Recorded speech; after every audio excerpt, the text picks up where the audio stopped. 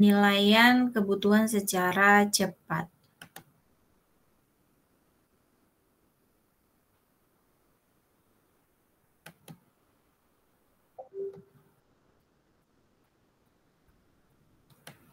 Kelihatan Bapak Ibu? Kelihatan, Bu. Baik, terima kasih. Jadi ada materi kita selanjutnya yaitu Rapid Need Assessment atau penilaian kebutuhan secara cepat. Nah, definisinya adalah kegiatan evaluasi secara cepat untuk menilai kebutuhan populasi yang terkena dampak bencana dan merancang rencana tindakan yang diprioritaskan. Karena memang biasanya banyak yang perlu dilakukan, tetapi perlu di data ya mana yang harus diprioritaskan ya untuk dilaksanakan pada daerah bencana atau pada daerah situasi darurat. Nah, mengapa perlu dilakukan rapid need assessment? Izin, Bu, Tujuannya ya. PPT-nya nggak gerak. Oh ya, Mm-mm. nggak gerak nih? Tidak. Kalau di sini nggak, Bu. Nggak ya? Nggak ya? Kalau ini? Baru gerak. Ah, udah, Bu. Sudah, Bu. Oh, nggak mau dia slideshow. Kenapa nih ya? Sebentar, Bu. Kita coba sekali lagi. Kalau nggak bisa, nggak slideshow ya. Gerak, Bu? Enggak, Bu. Sebentar.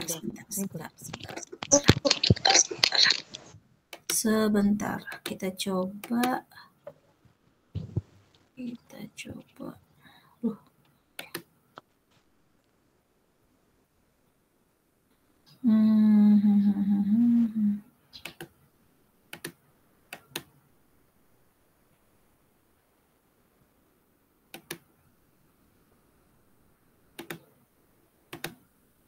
Kalau ini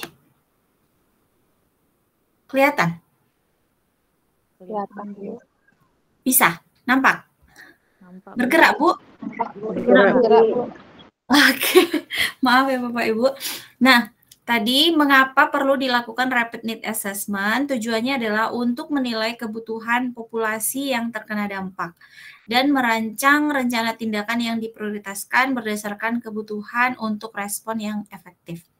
Tanpa rapid need assessment, kesenjangan akan bisa terjadi atau bisa terjadi tumpang tindih dalam bantuan yang terjadi, yang tidak hanya menyia-nyiakan sumber daya berharga pada saat dibutuhkan, tetapi juga dapat menjadi penyebab beban lebih lanjut kepada populasi yang terkena dampak. Tujuan dari penilaian ini bukan untuk melakukan survei terperinci, tetapi untuk melakukan penilaian secara luas dulu, karena kan di awal banget ya. Jadi masih penilaian secara luas dulu untuk mengidentifikasi untuk dapat diprioritaskan bantuan yang akan diberikan. Kapan melakukan RNA? Penilaian RNA atau penilaian secara cepat ini dilakukan secepat mungkin Bapak Ibu, sedini mungkin setelah kejadian ya, maka beberapa jam setelah awal bencana dan harus diselesaikan selambat-lambatnya dalam 3 hari ya. Kemudian bagaimana cara melakukannya? Maka stafnya harus memang ahli. Nah, biasanya ini sudah mengikuti pelatihan kah, sudah mengikuti sosialisasi kah untuk dia mampu melakukan rapid need assessment. Kemudian mengumpulkan informasi dari sebanyak mungkin sumber, baik dari media, pemerintah, dari web, media sosial, perwakilan lokal, rumah sakit, dan lain-lain. Kemudian lakukan pengamatan langsung. Jadi mengambil data sekunder, demikian juga mengambil data primer Bapak Ibu, ya. Kemudian karena keterbatasan waktu, sumber daya dan atau keamanan karena bisa saja kurang aman karena situasi bencana, orang itu biasanya mengandalkan laporan dari berbagai sumber. Ya, namun ketika mengandalkan laporan sekunder tersebut bisa saja terjadi kesenjangan ya, tidak akurat. Nah, penting untuk melibatkan populasi yang terkena dampak dan menggunakan pendekatan partisipatif dalam RNA. Jadi tentu saja Bapak Ibu dalam menilai situasi atau kebutuhan secara cepat, maka sebenarnya informan kuncinya adalah populasi yang terkena dampak atau korban dari bencana. Nah, jadi mungkin mereka bisa menjelaskan beberapa hal informasi yang kita butuhkan dalam RNA. Kemudian berkolaborasi dengan tim bantuan lain. Iya, selain daripada korban bencana, tentu ada tim yang lintas sektoral yang akan bekerja sama, yang akan juga melakukan kajian atau memberikan bantuan sehingga kita bisa berkolaborasi atau bekerja sama ya. Data yang diperoleh dari daerah yang terkena harus dicatat bersama dengan sumber dan informasi kontak dan isinya harus diperiksa silang sebanyak mungkin. Artinya kalau bisa data seseorang itu di cross check gitu, di double cross check begitu Bapak Ibu, sehingga oh ini udah benar. Misalnya terjadi selip, nah kita bisa konfirmasi kembali mana ini data yang benar. Ya, itu adalah keuntungan ketika sudah diperiksa silang. Melakukan wawancara dengan informan kunci. Nah, jadi kita harus bisa paham ini informan kuncinya siapa, saksi kuncinya siapa, tentu yang mengalami bencana, yang bisa menyaksikan bencana. Nah, itu juga termasuk informan kunci. Nilai kondisi keseluruhan melalui observasi. Jadi kita tidak bisa hanya mengarang begitu Bapak Ibu. Jadi RNA ini yang benar-benar harus turun dan mengobservasi, mengamati ya. Observasi itu berasal dari bahasa Inggris observe ya, mengamati. Jadi harus melakukan sebuah kegiatan pengamatan untuk bisa menulis ataupun menyusun RNA. Lalu triangulasi informasi yang dikumpulkan. Nah, triangulasi ini Bapak Ibu artinya adalah tadi cross check silang. Nah, jadi memvalidkan sebuah data dilakukan pengecekan dari 3 sumber gitu. 3 sumber ya, kepada siapa? Misalnya seorang tadi korban akan divalidasi dengan korban yang lain, itu juga sudah triangulasi. Kemudian divalidasi dengan misalnya pemerintah setempat. Nah, itu merupakan kegiatan triangulasi. Lalu setelah memperoleh data, di RNA juga harus dibuat daftar rekomendasi dan prioritas untuk bantuan bencana. Jadi dari hasil penilaian kita tentu bisa membuatkan list ya, apa saran-saran yang sebaiknya diberikan atau diberikan bantuan ini, apa yang diutamakan begitu Bapak Ibu untuk sifatnya segera dan penting ya. Informasi mana yang dikumpulkan ya terkait beberapa hal. Nah, meliputi akses dan keamanan, bagaimana jaringan komunikasi ya. Benar sekali Bapak Ibu. Sekarang ini kita itu sulit ya tanpa kalau kita terputus jaringan komunikasi. Misalnya nggak punya data, itu udah rasanya terganggu kehidupan kita ya. Makanya sering kita sebut ketinggalan dompet sih nggak apa-apa, tapi kalau ketinggalan HP udah jadi orang kayak apa ya, kayak bingung gitu ya Bapak Ibu ya. Nah, jadi memang jaringan komunikasi ini sangat, teknologi ini memang dibutuhkan begitu. Nah, apalagi di suatu daerah yang terkena bencana biasanya ini bisa saja terganggu. Nah, jadi orang juga kadang ketika sudah ada suatu bencana, keluarga atau kerabat yang mau menghubungi kita, yang mau mendapatkan informasi dengan korban bencana ini nggak bisa gitu, karena memang jaringan teknologi komunikasi itu kemungkinan besar akan terganggu. Kemudian seberapa aman daerah tersebut dari bencana sekunder, artinya susulan gitu, susulan ya Bapak Ibu. Apakah bisa terjadi bencana susulan terhadap suatu kejadian. Populasi yang terkena dampak, nah siapa saja nih yang terkena dampak? Apakah misalnya skala kecil keluarga mana saja yang terkena, atau skala besar desa mana saja yang terkena. Nah itu harus bisa dipaparkan, diuraikan pada formulir RNA. Meliputi jumlahnya rasio gender, maksudnya laki-laki berapa, perempuan berapa, usia sekian berapa, usia sekian berapa. Nah mungkin ini agak kesulitan ya Bapak Ibu, tapi ya inilah yang harus berupaya dikumpulkan ya. Harus berupaya dikumpulkan. Nah, kemudian kelompok rentan. Nah, kelompok rentan adalah seperti ibu hamil, bayi balita, dan lansia. Nah, itu digolongkan dengan kelompok rentan. Kemudian total populasi berapa, kemudian pengungsi yang ada di sana berapa. Lalu informasi yang lain adalah sumber daya masyarakat. infrastruktur yang terkena dampak. Nah, apakah rumah sakit masih aman atau juga terkena dampak? Kemudian sekolah, FASUM ya, fasilitas umum, bagaimana sistem drainase, ketersediaan tenaga terampil, rencana evakuasi, kemudian seberapa efektif sistem peringatan dini yang ada atau mungkin tidak ada sistem peringatan dininya. Nah, itu beberapa informasi. Selanjutnya lagi Bapak Ibu informasi tentang kesehatan. Fasilitas medis yang tersedia, infrastruktur kesehatan yang tersedia, penyakit-penyakit yang berpotensi akan hadir. Nah, jadi biasa tergantung dengan bencananya begitu Bapak Ibu. Maka misalnya bencana banjir, di kelompok banjir udah paham lah ya penyakit apa yang berpotensi akan terjadi gitu kan Bapak Ibu. Lalu bagaimana kesehatan wanita hamil atau anak bayi balita. Nah, itu diinformasikan dalam RNA. Kemudian ada informasi terkait dengan air, sistem sanitasi, MCK, ya, fasilitas penyimpanan air, pengujian air dan sistem distribusi. Nah, ini juga harus didata. Lalu data tentang makanan dan barang non makanan, ya. Pasokan makanan yang tersedia, fasilitas memasak, dapur umum, ya, ini juga harus didata gitu. Kemudian data shelter. Shelter ini berarti bangunan lah begitu ya, bangunan untuk tempat para pengungsi. Berapa yang dibutuhkan? Lalu kapasitas di daerah tersebut berapa yang bisa disediakan? Kira-kira seperti itu Bapak Ibu. Nah, selanjutnya prinsip dasar untuk penilaian yang efektif itu harus segera setelah bencana. Harus segera kemudian terorganisir, datanya nggak lompat-lompat, tetapi dia dapat dipahami begitu ya Bapak Ibu, dan terkoordinasi artinya tidak data dari satu sektor. Nah, kalau bisa memang dia sudah ditriangulasi tadi, sudah memang berkoordinasi. Oke, ini sudah valid ya, data korbannya sekian misalnya. Nah, itu sudah terkoordinasi. Informasi harus mencakup 3 bidang utama. Yang pertama, kualitas hidup para korban.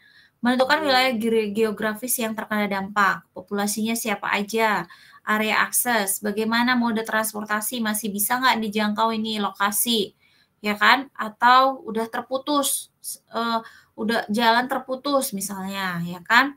Kemudian bagaimana tadi sistem komunikasi, ketersediaan layanan dasar seperti air, listrik, fasilitas sanitasi, perumahan, tempat berteduh, dan ketersediaan makanan. Lalu yang kedua, cakupan kerusakan. Ini berarti data jumlah korban yang meninggal, jumlah korban yang terluka, jumlah korban hilang, dan situasi-situasi yang lainnya terkait dengan kerusakan, ya Bapak Ibu. Lalu yang ketiga adalah bahaya kesehatan sekunder bagi penduduk. Mengidentifikasi potensi ancaman terhadap kesehatan penduduk. Jadi penyakit-penyakit yang berpotensi terjadi yang mengancam setelah kejadian bencana. Keterbatasan dan kerugian dari rapid need assessment karena kecepatan adalah prioritas. Mungkin dibutuhkan cepat. Jadi orang-orang juga yang melakukan RNA ini juga pasti berusaha untuk datanya itu cepat. Nah, sehingga keakuratan data dapat tidak maksimal seperti itu. Nah, bisa juga tidak mendalam. Untuk informasi lengkap, studi rinci harus dilakukan. Nah, mungkin bisa RNA dulu, selanjutnya masih dilanjutkan dengan pendataan. Jadi kalau RNA itu masih dia secara umum seperti yang kita bahas di slide pertama tadi. Ya Bapak Ibu, jadi itu dia nanti contoh pengisian itu formulirnya pasti ada ya Bapak Ibu. Nah, di sini ada di sini bisa nggak ya share video? Sebentar.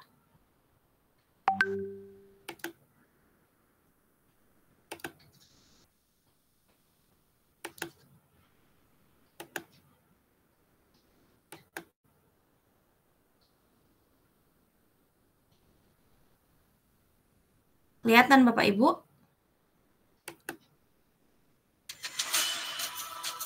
Kelihatan? Kelihatan, Bu. Kelihatan, Bu. Ya, kita saksikan video sebentar ya.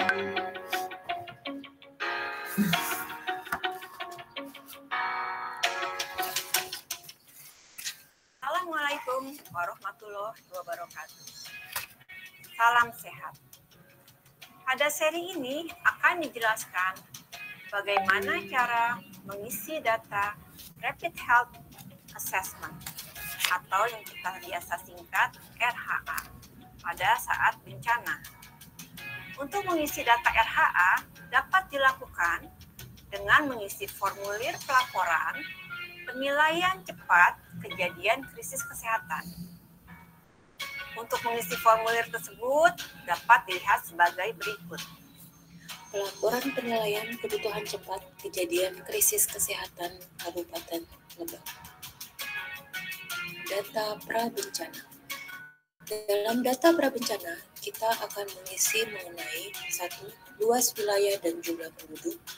2. Jumlah populasi kelompok rentan seperti balita, ibu hamil, ibu menyusui, lansia, dan penyandang disabilitas.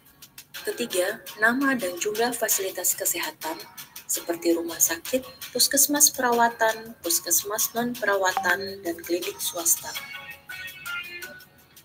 Data jumlah sumber daya manusia kesehatan seperti dokter spesialis, dokter umum, perawat, dan bidan. Yang B, jenis kejadian krisis kesehatan. Di sini kita mengisi bencana yang terjadi, misalkan bencana banjir dan longsor. C, waktu kejadian krisis kesehatan, kita mengisi tanggal, bulan, tahun, serta waktu kejadian. Yang D, deskripsi kejadian krisis kesehatan. Pada tahap ini kita mengisi mengenai deskripsi singkat kejadian krisis kesehatan. Ada lokasi kejadian krisis kesehatan. Kita akan mengisi berdasarkan kabupaten, kota, kecamatan, desa, penduduk yang terancam, jumlah korban. A. Korban meninggal. Pada tabel ini, kita mengisi berdasarkan nama, jenis kelamin, usia, kewarganegaraan, alamat korban, tempat meninggal, dan penyebab kematian. Yang B. Korban hilang. Tabel ini kita mengisi berdasarkan nama, jenis kelamin, usia, kewarganegaraan, alamat korban, serta lokasi hilang. Yang C. Luka berat atau rawat inap, dan luka ringan atau rawat jalan. Pada tabel ini, kita mengisi dengan jenis fasilitas pelayanan kesehatan dan lokasi, kemudian jenis kelamin, kemudian 5 kasus penyakit rawat inap terbanyak. Untuk rawat jalan, kita juga mengisi berdasarkan jenis kelamin, 5 kasus penyakit rawat jalan terbanyak, serta jumlah gangguan jiwa atau psikososial untuk anak dan dewasa. D. Jenis penyakit yang berpotensi KLB. E. Pengungsi dan penduduk rentan. Pada tabel ini, kita mengisi berdasarkan kabupaten atau kota, kecamatan dan dusun atau desa, nama tempat pengungsian, jumlah kasus gangguan jiwa atau psikososial untuk anak dan dewasa, jumlah pengungsi yang dipilah berdasarkan jenis kelamin laki-laki dan perempuan, jumlah penduduk rentan seperti bayi, balita, ibu hamil, ibu menyusui, cacat, dan lansia.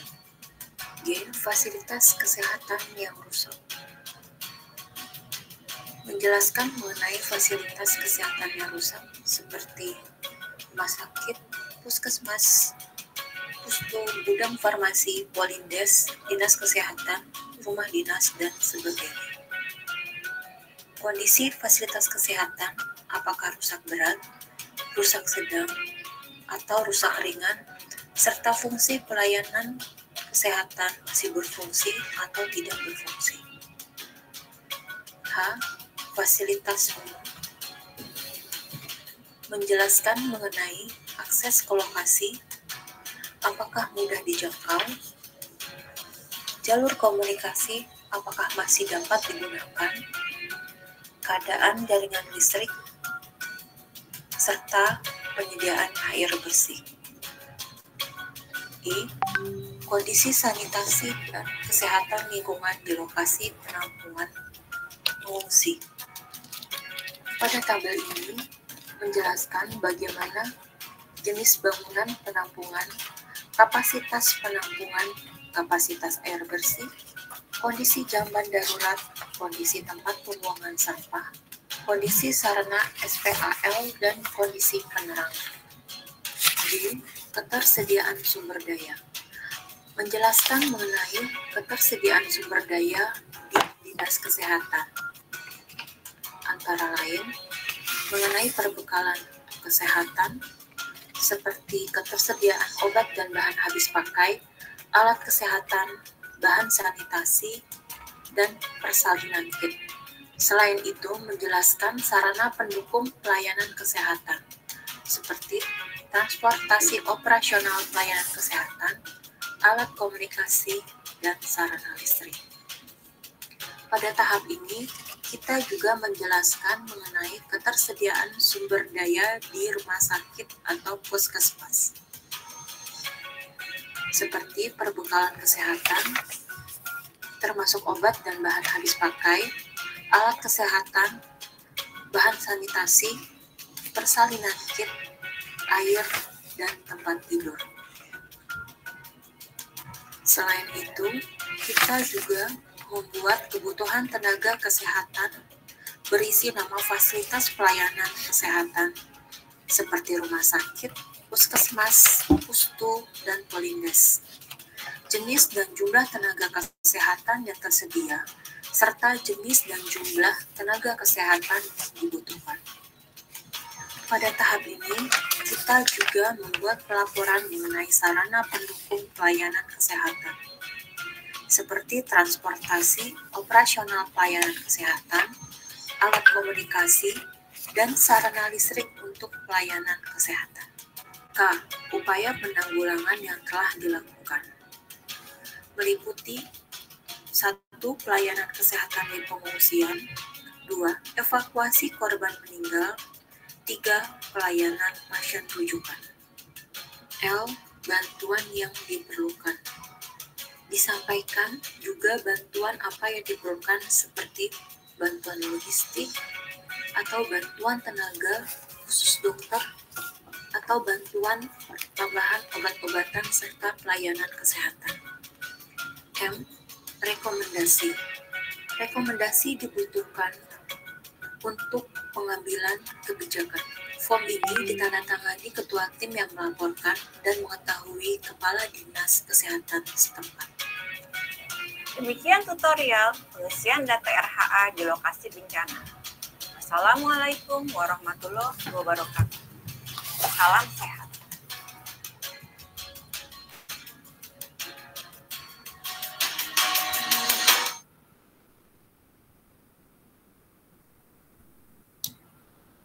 Baik, terima kasih Bapak Ibu.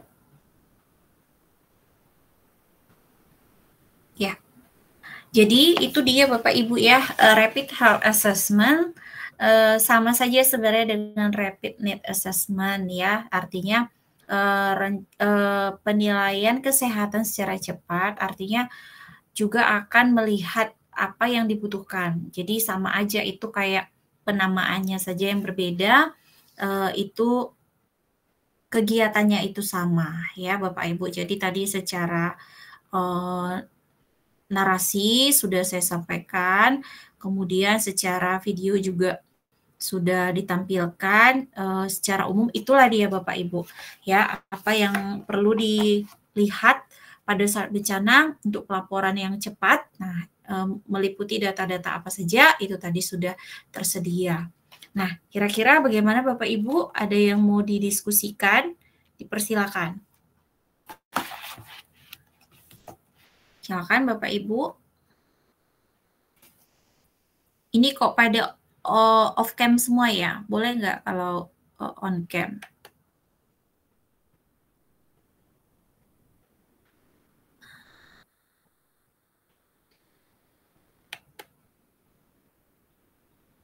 Ya, gimana Bapak Ibu? Saya di sana on cam apa off cam Bapak Ibu? Off cam, Bu.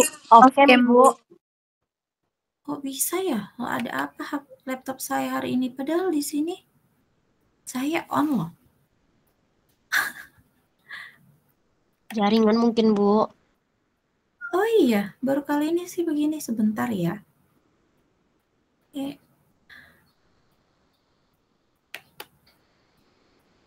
Baik, mungkin sambil boleh Bapak Ibu jika ada yang mau ditanyakan. Kalau tidak ada sedikit yang mau saya sampaikan, baru kita sudahi. Tapi kalau mau ada yang mau didiskusikan, silakan.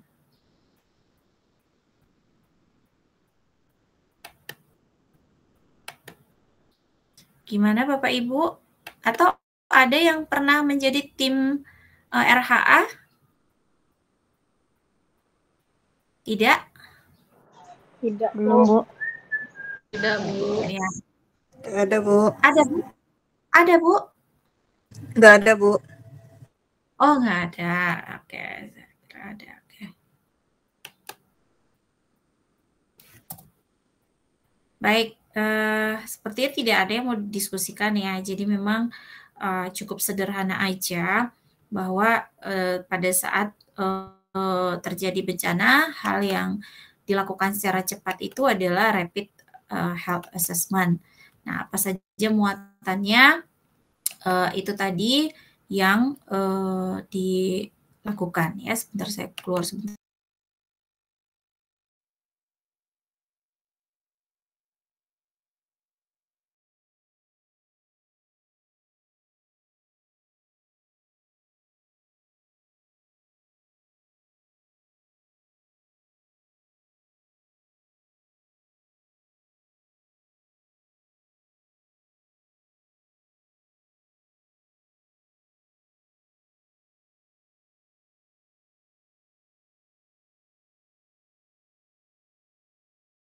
Nanti minta videonya,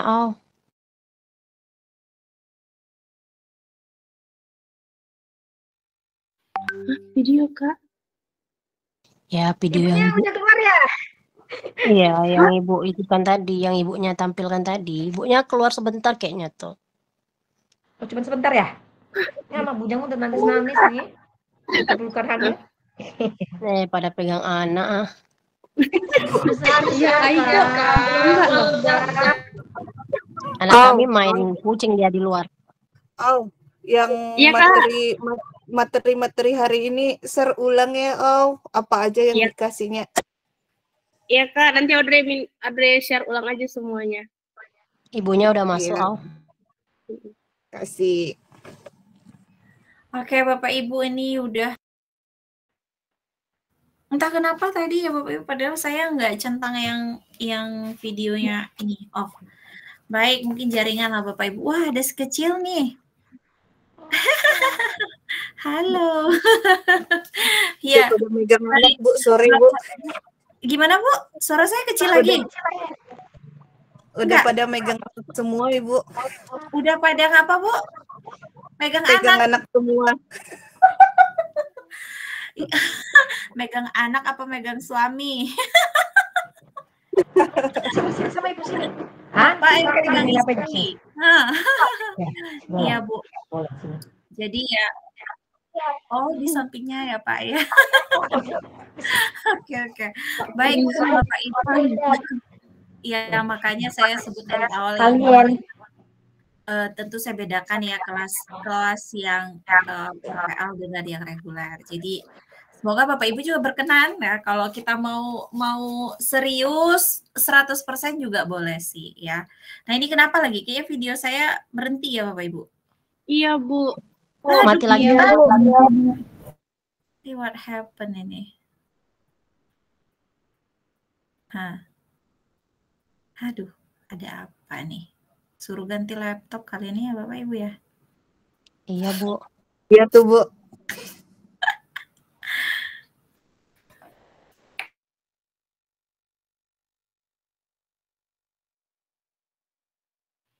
Keluar lagi ibunya. Iya, keluar lagi. Wah. Opi, kita gendong siapa, Opi? Kakak-kakak ini udah gendong adik-adik. Ayo Audrey, semangat Audrey. Gendong Apa bapaknya gendong dulu, diri baru sendiri? kita gendong adiknya. Belum kelihatan ya hilalnya ya. Kak, carikan kami berdua bapaknya, Kak. Trey, Kak Utri gendong Agnes Pak aja, Kak Fadlizul, Utri. tolongin dong adik-adiknya Pak. Dua orang ini. Nggak mau. Pak Ferdizul di langit juga. Agak shock tadi nengok Tolongin backgroundnya. dong dua adik kita nih Pak. Ada stok nggak di sana Pak? Ah tuh, udah dibilangin tuh. Opi. Nanti dicariin kabur. gas. Opi request yang Betul, kurus tinggi, dulu, tingginya Pak. minimal Nanti aja kan 180. dulu, Pak. Ada Pi, waktunya. dompetnya, Pi. Yang gemuk lebih enak, Dek. Yang gemuk aja, tapi jangan gemuk kali lah Kak, yang sebanding lah. Yang dompet tebal tuh pasti tuh ya Pak ya. Gemuk dompetnya aja, Kak. Orangnya jangan kalau bisa. Tadi Garuk-garuk kepala Pak Ferdizul dengernya tuh. Biasa Pak, wanita. stoknya Pak Fadlizul banyak tuh di RSUD Bangkinang. Ya kan Pak? Stoknya ada ya Pak ya? Opi, mau yang mana Opi? Opi ada Opi. Opi kan Pak Weli. Skip kakak ini Pak Weli pula. Kan tetangga Pak Weli. Tetangga Pak Weli ya sih bener. Ada tetangganya lebih dekat lagi nggak sih Kak Fitri? Oh iya. Iya, Kak Fitri tuh sekampung loh Kak, malah sekampung. Udah. Udah gabung guys. Naik Bapak Ibu. Nah ini malah nggak, udah. Kayaknya ini ngerjain banget ini sore ini ya Bapak Ibu. Mohon maaf ya Bapak Ibu. Oh iya, Bapak Ibu satu lagi. Sebenarnya saya udah cari-cari buku di Gramedia. Itu kebetulan saya nggak ketemu. Tapi memang di online tuh ada banyak sekali buku manajemen bencana Bapak Ibu. Nah, jadi nanti saya kasih linknya kalau Bapak Ibu mau beli. Kalau enggak ya nggak apa-apa ya. Artinya untuk melengkapi referensi Bapak Ibu aja. Kalaupun mau materi dari saya aja nggak apa-apa ya. Tapi kalau siapa tahu kan pengen beli, namanya anak kuliah gitu kan. Karena bukunya murah-murah banget juga Bapak Ibu ya. Ada yang 50.000, ada yang 39.000. Nanti saya kasih linknya dan ini sih saya ada kalau Bapak Ibu kalau nggak salah Bapak Ibu ada kewajiban offline ya dalam satu semester. Nah nanti kalau ke Pekanbaru mungkin mau kopi boleh. Tapi kalau di kopi pun udah berapa belinya juga baru cuma 50.000. Jadi silakan. Kalau nggak mau beli juga nggak apa-apa ya. Saya hanya tentu ada rekomendasi untuk buku begitu ya Bapak Ibu. Nah kemudian itu saja mungkin pertemuan kita hari ini. Silakan Bapak Ibu melanjutkan perkuliahan atau kegiatan minggu depan. Kelompok banjir dan kelompok satu lagi apakah tanah longsor atau kebakaran hutan? Tanah longsor Ibu. Iya. Satu lagi apa Bu? Karhutlah Bu. Ya jadi atau minggu depan satu aja kita lihat minggu depan ya seperti apa kondisinya. Yang penting bersiap-siap 2 kelompok. Mungkin itu saja Bapak Ibu, kita mungkin bisa dokumentasi. Kalau bisa on cam, disilakan on cam, saya ambil presentasinya. Silakan Bapak Ibu. Di sini 27. Kita berapa ya Pak Pak Pramlan? Pak Ferdizul berapa orang kita? 27. Jadi Pak Ardiansa udah mendarat nih Pak Ardiansa nih. Di mana Pak? Di Sultan Sari. Oh gitu. Ya oke. Kita screenshot ya. 1, 2, 3. Waduh, manis-manis senyumnya semuanya Bapak Ibu ya. Sebentar, satu lagi.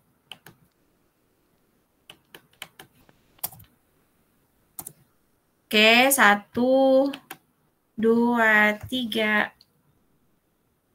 Baik, terima kasih Bapak Ibu. Mungkin demikian pertemuan kita hari ini. Kita ketemu lagi minggu depan. Mohon maaf jika ada kekurangan, kesalahan teknis, atau kesalahan kata hari ini. Terima kasih Bapak Ibu, sehat selalu dan sukses selalu. Saya mohon izin lab. Ibu, terima Terima kasih. kasih, Bu. Terima kasih, Bu.